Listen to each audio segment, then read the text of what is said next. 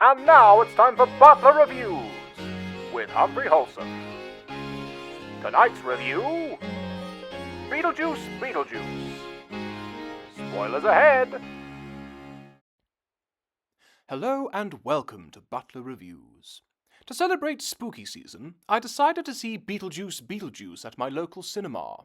The film's opening is very similar to the original and predecessor, with a swooping drone shot over East Corinth, Vermont, giving the viewer a POV feeling of being a spectre on the wing, or a witch riding on broomstick, accompanied by an epic opening title with a rescored theme by Danny Elfman himself that immediately gets you in the Halloween spirit and gives the fond feeling of nostalgia. That opening shot was the longest you'll see in this entire film, because every scene division after that is as sporadic, fast, and unpredictable as Beetlejuice himself, frantic, and sometimes cutting in the middle of dialogue, especially at the beginning, hooking the attention of the audience and establishing the fast-paced mood of the film from the get-go. Call it key jangling if you may, but I am content for Mr. Burton to jangle away. Winona Ryder reprises her role as Lydia Dietz, and I am glad to say that both the character of Lydia, that was a breakout role for Ryder, and Ryder herself, have improved with age like a fine red wine. Ryder pours all her years of acting experience into the vessel of Lydia, making her so much more layered and relatable than the dour goth girl of 1988. Danny DeVito even makes a welcome cameo, channeling the Penguin from Burton's Batman Returns, grunting and gurgling as slime seeps down his chin. Rising star Jenna Ortega's performance was believable and down to earth in an absurd film such as this, which rooted the audience, serving the same function as a companion in Doctor Who. We feel closer to her and see through her eyes more than the eccentric outlier character of the Doctor, or in this case, Beetlejuice. Ortega was also refreshingly different from that of Ryder's from the original. Despite playing Lydia's daughter, I was delighted to see that Ortega did not simply do a carbon copy performance of Ryder's Lydia, but instead gave us a cynical voice of reason in an irrational world of ghosts that the audience could get behind. Willem Dafoe gives one of the best performances of his life by playing a deceased bad actor. It was like watching a talking paradox, a walking contradiction, as it's impossible to believe Dafoe could ever give a bad performance or ever be a bad actor. You could tell he was having a blast in this role, and I was along with him for the ride. Michael Keaton's reprisal of the titular Beetlejuice was long overdue. There was a real sense of ease in his performance this time around, and it didn't feel as forced as when he first took on the role at the tender age of 36. However, that was Keaton's 10th film role as an actor, and whose previous 10 weren't exactly household names. Whoever heard of Mr. Mum or Gung Ho? So perhaps a young Keaton may have felt the need to prove himself and try harder. Now, of course, Keaton is a household name in his own right, and consequently has nothing more to prove. While Keaton, now in his early 70s, was comfortable in the skin of Beetlejuice, I felt that his character was a little one-note. This older Beetlejuice seemed slightly more placid, with less of a spring in his step. Still, I hope I'm as spry as he is when I'm 73.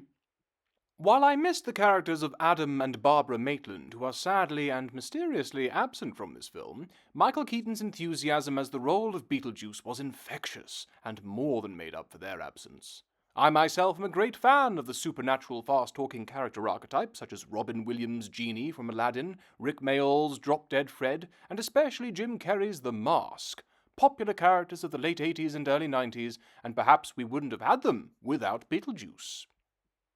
Burton seems to channel his artistic voice through Delia Dietz, played by Catherine O'Hara, to justify certain set design choices, like draping the original Beetlejuice house in a dark shroud of mourning, or the nightmarish arachnid-like sculptures dotted around the sets as Easter eggs from the original film. The film blends practical effects and CGI perfectly, even using stop motion to explain the death of Lydia's father. The Land of the Dead, though, is where Burton truly feels at home, and he makes you feel welcome there too, with its black and white striped colour scheme and ramshackle set design.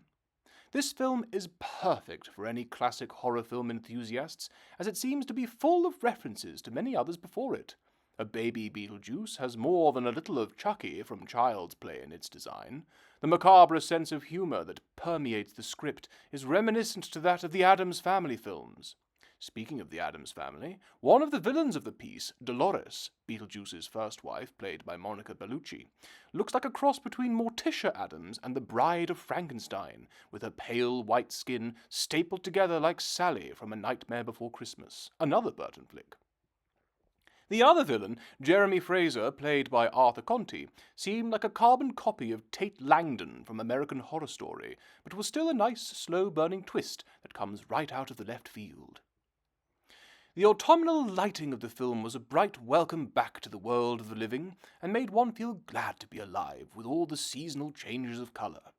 The bright autumnal light was also refreshing, as a lot of this film is dark, really dark, be it the netherworld with its luminescent paint, or the original house from the first film with the curtains drawn in a state of mourning. These dark sets can make one feel terribly drained and dozy. Burton probably anticipated that the audience would get as drowsy as a parrot when a cover is put over its cage, so he blasts us sporadically with glorious autumnal sunshine to wake the audience up. There was even a lingering shot where the sun shines through a treehouse, right into the audience's eyes, practically blinding us and reminding us that it's daytime, and we should all pay attention. Not that this film was in danger of putting me to sleep, far from it. Beetlejuice had me hooked from start to finish, and I know that those who appreciate the season of fall will adore this film, as it has both autumnal core and spooky core elements in its design. A duet of pleasures for lovers of spooky season. Beetlejuice is another apt example of a Frankensteinian franchise that today's creatively bankrupt Hollywood is trying desperately to bring back to life. But unlike other attempts, such as Indiana Jones or Ghostbusters, I feel that this is a worthy revival, as it has the same composer and director, so it all feels part of the larger narrative. It puts you at ease, because you know that it's in safe hands. My only complaint was that there were too many villains, a grand total of 4, including Beetlejuice, though I am glad he was turned into more of an anti-hero in this film, and even does some good for a lot of characters, whether intentionally or no. However, the other 3 villains are eclipsed somewhat by the Juice, as he refers to himself, and took up valuable screen time that should have been given to Keaton's character, and are all defeated very easily, making their end seem a little anticlimactic. As for the ending of the film, it was an unabashed sequel setup. You know that Hollywood plans to milk this franchise for all it's worth, and at the very least turn it into a trilogy. I can tell they're already planning a Beetlejuice film somewhere down the line. In conclusion, Beetlejuice is a strangely life-affirming film considering how death is so prominent a theme in its storyline. At times, it feels like a parody of itself, but since it has the same director, it doesn't feel inauthentic, and therefore a worthy sequel. We're laughing with Burton, not at him, which is just another reason to laugh in this comedy. One of my few complaints is that there simply wasn't enough of Beetlejuice himself. And while I do appreciate that Burton gave him the exact amount of screen time as he did in the first film, a measly 17 minutes, I had hoped that given the fact that his name is presented twice in the title, we would have had twice as much of him.